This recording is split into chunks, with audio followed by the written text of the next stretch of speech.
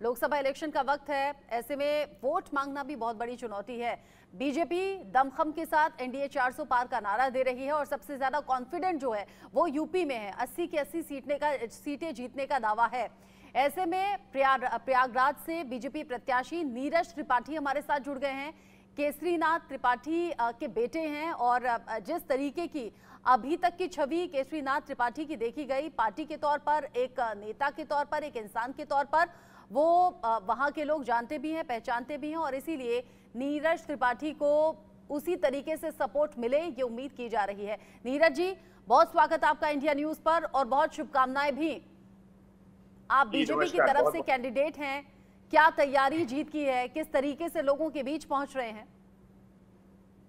देखिए, लोगों के बीच तो हम जो हमारा भारतीय जनता पार्टी का नारा है कि सबका साथ, सबका विकास और सबका सम्मान, इसी नारे के साथ पहुंच रहे हैं। और निश्चित भारतीय जनता पार्टी और आदरणीय नरेंद्र मोदी जी के नेतृत्व में भारत ने बहुत ही तरक्की की है और जो भी सारी योजनाएं हैं वो सारी योजनाएं मूर्त रूप ले रही हैं और काफी अच्छे से कार्य चल रहा है और जनता का जो रिस्पॉन्स है वो बहुत अच्छा है।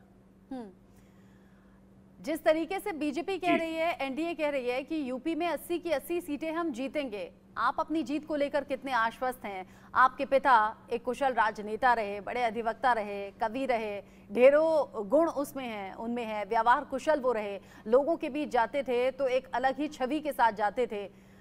साथ ही साथ परिवारवाद को बिल्कुल बढ़ावा नहीं देते थे, परिवारवाद के खिलाफ थे और कहते थे कि मेरे जीते जी मेरे परिवार के किसी मेंबर को मैं राजनीति में नहीं आने देना चाहता, मेरे जाने के बाद फैमिली को सपोर्ट करना, और वो सपोर्ट आपको अभी मिल रहा है। जी देखिए, मेरे स्वर्गीय पिताजी पंडित केशरीनाथ त्रिपाठी जी ने एक बहुत ही साफ सुथरी राजनीति की। लोग कहते हैं कि राजनीति एक काजल की कोठरी है और वो उसमें गए भी और बेदाग निकले, उनकी छवि पर एक भी धब्बा नहीं है। और मैं उसी राजनीति को और उनके सिखाए हुए उसी नियम कानून को मैं पालन करता हुआ अपने जनता की सेवा करूंगा।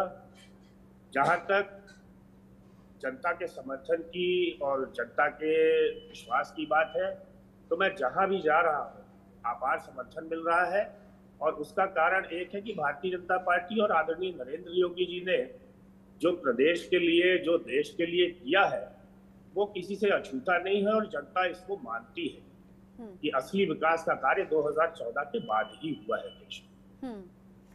पिता की जो छवि थी, पिता को जिस तरीके से सपोर्ट मिलता था, आज जब लोगों के बीच आप जाते हैं उस तरीके से प्यार, स्नेह, सपोर्ट मिलता है? पिता की छवि आप में देखते हैं लोग? मिल रहा है जी, बहुत मिल रहा है, बहुत प्यार है, बहुत आशीर्वाद है, बहुत स्नेह मिल रहा है मुझको और पिताजी की वजह से मुझे बहुत सम्मान भी मिल रहा है वहां पर। और मैं ये सुनिश्चित करूंगा कि जो छवि उनकी थी वो उसी तरह की बेदाग बनी रहे। अच्छा, इलाहाबाद तो जाना जाता है देश के पहले प्रधानमंत्री से लेकर अमिताभ बच्चन तक के बड़ी हस्तियों के लिए। अब चूंकि ऐसी सीट से आपको बीजेपी ने टिकट दिया है तो थोड़ा उम्मीदों का बोझ भी है, उम्मीदों का दबाव भी है कि हाँ, बीजेपी ने भरोसा करके टिकट दिया है तो उन उम्मीदों पर मैं खरा उतरूं। जी बिल्कुल, बहुत प्रतिष्ठित सीट है और मैं विश्वास दिलाता हूं अपने केंद्रीय नेतृत्व को, अपने प्रदेश के नेतृत्व को कि उन्होंने जो विश्वास मेरे ऊपर जताया है उस विश्वास पर मैं पूरा खरा उतरूंगा।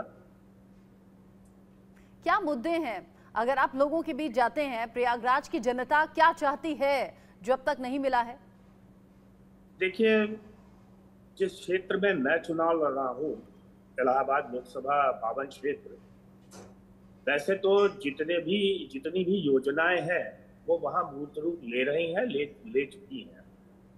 क्योंकि चाहे वो जल जीवन मिशन के तहत हो, चाहे वो प्रधानमंत्री आवास का हो, चाहे वो प्रधानमंत्री की सड़क योजना हो, वहां पर ये सारी चीजें हो रही हैं और काफी तादाद में, काफी मात्रा में हो चुकी है। लेकिन वहां की कुछ छोटी छोटी, हर जगह की, हर क्षेत्र की अपनी लोकल समस्याएं होती हैं। उन समस्याओं को मैं जनता से पूछ रहा हूँ, नोट कर रहा हूँ और मैंने उनको वादा किया है कि अगर उनका आशीर्वाद मुझे प्राप्त हुआ तो आने वाले 5 सालों के अंदर मैं उनकी वो समस्याओं का निराकरण करूंगा। एक जो समस्या हमारे इस लोकसभा क्षेत्र में है हमारे शहर दक्षिणी में यहाँ का औद्योगिक एरिया पड़ता है, औद्योगिक क्षेत्र है। उस औद्योगिक क्षेत्र के जो है विकास की एक बहुत बड़ी चुनौती है मेरे सामने, क्योंकि वहाँ की कुछ इकाइयाँ बंद हो गई हैं। तो वो मेरे सामने एक चुनौती है। मैंने उस चुनौती को स्वीकार किया है और मैंने ये वादा किया है कि अगर आशीर्वाद मिला तो मैं उन रुग्ण इकाइयों को फिर से चालू करवाने की और नई इकाइयों की स्थापना के लिए जरूर कोशिश करूंगा।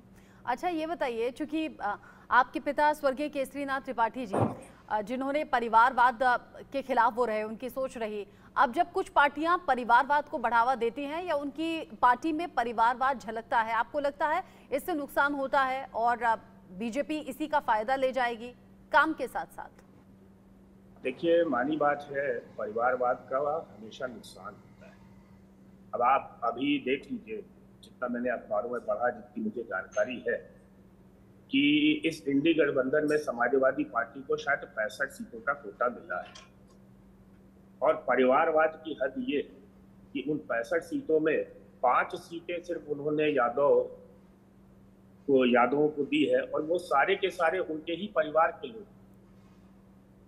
वहां पर आम कार्यकर्ता की कोई पूछ नहीं है, पर ऐसा भारतीय जनता पार्टी में नहीं है। भारतीय जनता पार्टी में जब एक चाय बेचने वाला आदमी प्रधानमंत्री हो सकता है, पहली बार विधानसभा का चुनाव जीतने वाला प्रदेश का मुख्यमंत्री हो सकता है, और मेरे जैसा एक अदना सा कार्यकर्ता इस इतनी बड़ी प्रतिष्ठित लोकसभा क्षेत्र का प्रत्याशी बन सकता है, तो यहाँ पर भारतीय जनता पार्टी के अंदर कार्यकर्ताओं का बहुत सम्मान है और यहाँ पर हम इसीलिए परिवारवाद के खिलाफ बोलते हैं, खिलाफ लड़ते हैं।